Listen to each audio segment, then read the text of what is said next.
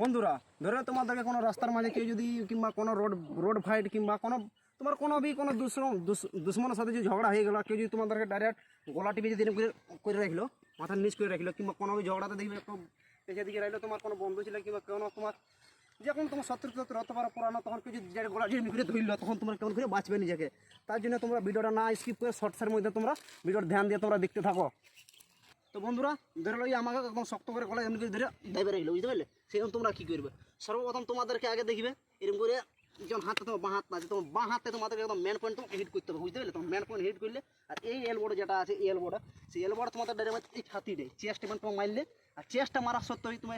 first তুমি এইখানে মারলে, তারপর এইখানে মারলে, আর এই মারার পরে তোমার হাতে রাউন্ড ঘোরা লাগে কিন্তু চিপলে আর চিপার পরে তোমার যেটা এই